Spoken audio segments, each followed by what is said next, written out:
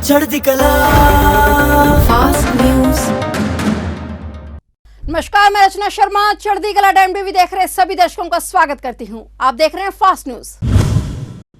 Terror funding को लेकर जम्मू कश्मीर के 4 जिलों में एनआईए की छापेमारी जारी है। एनआईए जम्मू के कुपवाड़ा, बडगाम, पहलगाम समेत 4 जिलों की 11 जगहों पर छापेमारी कर रही है। एनआईए की टीमों के साथ स्थानीय पुलिस और सीआरपीएफ के जवान भी साथ में मौजूद हैं। सूत्रों ने कहा कि एजेंसी कई आपत्तिजनक दस्तावेजों की जांच कर रही है और कुछ शक्की व्यक्तियों से पूछताछ भी जारी है। छापेमारी आज सुबह शुरू हुई और अब भी जारी है। फिलहाल एनआईए के अधिकारी ने इस मामले पर आधिकारिक तौर पर कोई टिप्पणी नहीं की है। बता दें कि इससे पहले एनआईए ने जम्मू कश्मीर के पुलवामा जिले में आतंकी गतिविधि मामले के एक आरोपी की संपत्ति जब्त कर ली है। इस कार्रवाई के तहत दक्षिणी कश्मीर जिले के अवंतीपोरा में 6 दुकानें जब्त कर ली गई हैं।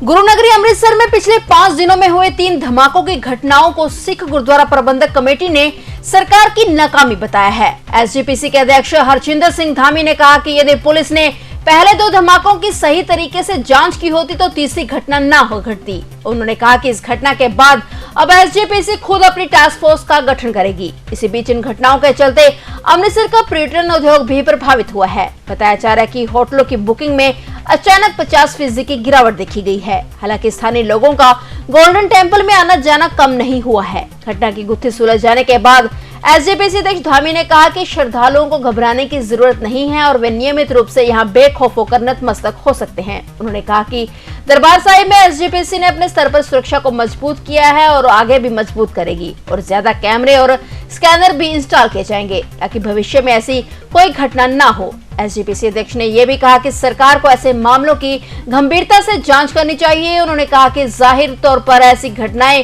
पंजाब में शांतिपूर्ण माहौल को बिगाड़ने के लिए की जा रही हैं। उत्तर प्रदेश में आगरा जिले के डोकी इलाके में गुरुवार सुबह दर्दनाक हादसा हो गया, जहां सुबह स्कूल बस के इंतजार में सड़क किनारे खड़े बच्चों को तेज रफ्तार कार ने बुरी तरह रौंद दिया। इनमें से 3 बच्चों की मौके पर ही मौत हो गई, जबकि 3 अन्य गंभीर रूप से घायल हो गए। हादसे से गुस्साए ग्रामीणों ने फतेहाबाद आगरा रोड पर जाम लगा दिया। घटना की सूचना मिलने के बाद मौके पर पहुंची पुलिस जांच में जुट चुकी है। लुधियाना गैस लीक कांड के बाद अब नंगल से बड़ी खबर सामने आई है, जहां एक प्राइवेट स्कूल नजदीक इंडस्ट्री से गैस लीक होने पर कई बच्चे और अध्यापक इसकी चपेट में आ गए। जानकारी के अनुसार एक प्राइवेट स्कूल के नजदीक इंडस्ट्री से गैस लीक हो गई, जिसके बाद स्कूली विद्यार्थियों और अध्यापकों को सांस लेने में दिक्कत आ गई। आनंद फानन में बच्चों और अध्यापकों को तुरंत नंगल के सिविल अस्पताल में पहुंचाया गया। वहीं सूचना मिलते ही मौके पर डिप्टी कमिश्नर पहुंचे हुए हैं और बता दें कि पंजाब में हो रही गैस लीक की घटनाओं के कारण लोग दहशत में हैं। उत्तर प्रदेश में नगरीय निकाय चुनाव के दूसरे और आखिरी चरण के तहत राज्य के 38 जिलों में आज सुबह से मतदान जारी है। 11 मई को प्रदेश के मेरठ, हापुड़, गौतम बुद्ध नगर, गाजियाबाद, बागपत, बुलंदशहर, बरेली, बदायूं, शाहजहांपुर, पीलीभीत, अलीगढ़, हाथरस, कासगंज, एटा, कानपुर नगर, कानपुर देहात और अमेठी समेत 38 जिलों में आज सुबह 7 बजते ही वोटिंग प्रक्रिया शुरू हो गई। वोट शाम 6 बजे तक डाले जाएंगे। वहीं उत्तर प्रदेश निकाय चुनाव के दूसरे चरण के अंतर्गत मतदान केंद्रों की सुरक्षा का भी पूरा निरीक्षण किया जा रहा है। मतदान शांतिपूर्ण चल रहा है। पूरे क्षेत्र में भारी मात्रा में पुलिस की तैनाती है। बता दें कि इस चुनाव के लिए प्रचार में मुख्यमंत्री योगी आदित्यनाथ समेत सत्तारूढ़ भारतीय जनता पार्टी के प्रमुख नेताओं और मुख्य विपक्षी दल समाजवादी पार्टी ने पूरी ताकत झोंक दी है। चुनाव प्रचार मंगलवार शाम को खत्म हो गया। प्रदेश में नगरीय निकाय चुनावों के पहले चरण के तहत गत 4 मई को मतदान हुआ था। चुनाव परिणामों की घोषणा आने वाले 13 मई को की जाएगी।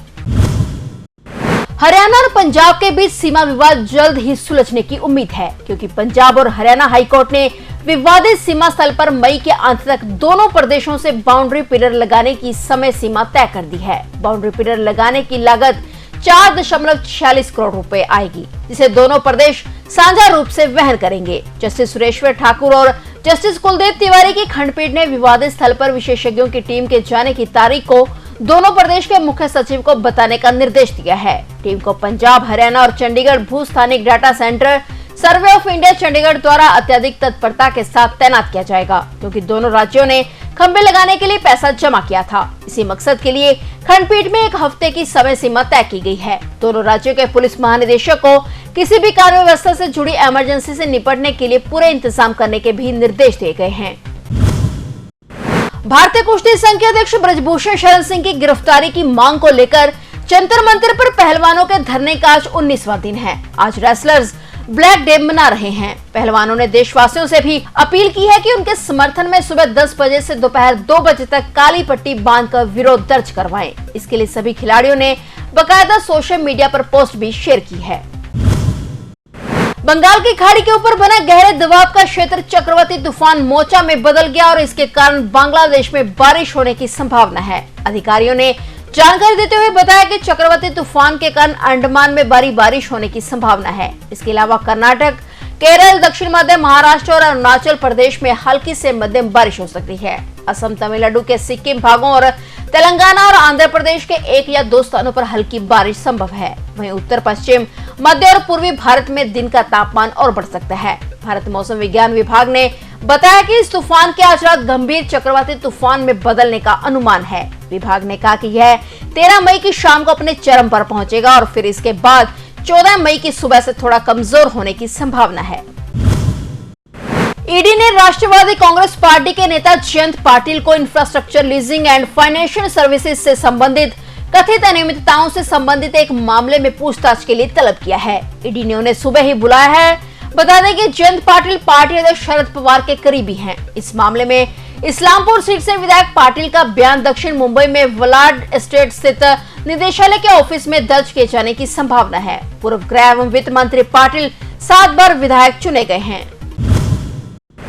धार्मिकता के साथ साथ भगवान राम की नगरी पर्यटन की दृष्टि से भी अब विश्व के मानचित्र पर स्थापित हो रही है। इतना ही नहीं, अयोध्या को अब सोलर सिटी के रूप में भी विकसित किए जाने की योजना परवान चढ़ रही है। बीते दिनों नगर निकाय चुनाव में संत समाज को संबोधित करते हुए मुख्यमंत्री योगी आदित्यनाथ ने घोषणा की थी कि अयोध्या देश का पहला सोलर सिटी होगा। सीएम योगी की घोषणा के बाद अब सोलर सिटी के रूप में अयोध्या को विकसित करने की कवायद भी तेज कर दी गई है। इसके लिए पहले चरण में सरकारी भवनों पर सोलर पैनल स्थापित करने का भी काम शुरू किया जा चुका है। इस बीच कलेक्ट्रेट और कमिश्नरी में सोलर पैनल लगा दिया गया है। साथ ही अयोध्या के प्रमुख मठ और मंदिरों में भी सोलर पैनल लगाया गया है। मुख्यमंत्री योगी आदित्यनाथ की मंशा है कि अयोध्या सोलर सिटी के रूप में जानी और पहचानी जाए। सूर्यवंश की नगरी जल्द ही सोलर सिटी के रूप में पूरे देश में जानी जाएगी। सारा देश मुख्यमंत्री योगी आदित्यनाथ के इस फैसले का स्वागत कर रहा है। फिलहाल फास्ट न्यूज में इतना ही और नए समाचारों के साथ फिर से हाजिर होंगे। तब तक के लिए देखते रहिए चढ़ती कला टाइम टीवी। चढ़ती कला फास्ट न्यूज।